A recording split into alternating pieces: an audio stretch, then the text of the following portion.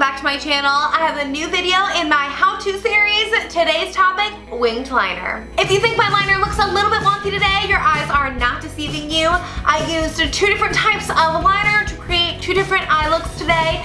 One using gel liner and the other using liquid liner pen. So if you want to see two ways to do winged liner, keep watching. I've done my entire face except for my liner and lashes. I'll bring you in and we'll get started. So it completely slipped my mind to do product shots during this video, but I am using the Sephora Outrageous Intense Waterproof Gel Eyeliner as my gel liner, and then I'm using later on the Tarte So Fine liquid liner pen. Okay, so on to what I'm actually doing with my eyeliner.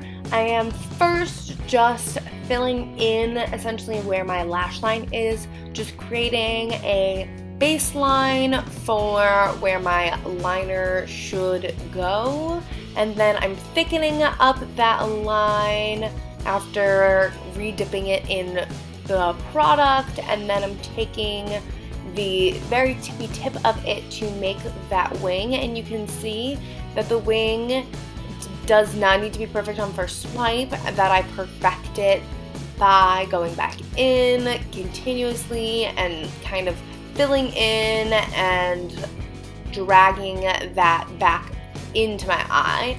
And the great thing about the gel liner is you can kind of just keep dragging it until it fits together.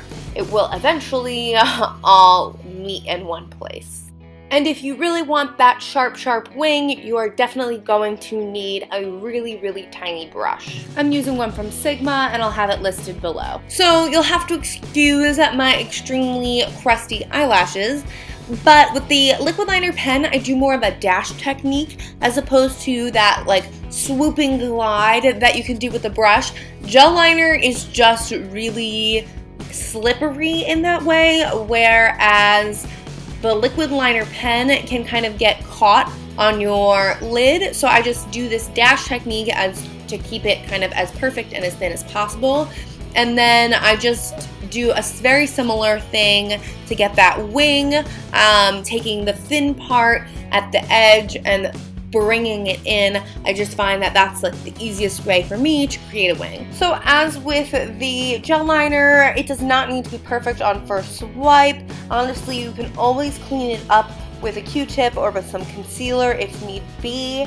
I also feel like when it comes to the angle of the wing, it's best to literally just wing it. I know I've heard lots of different ways on how to measure what angle the wing should be at.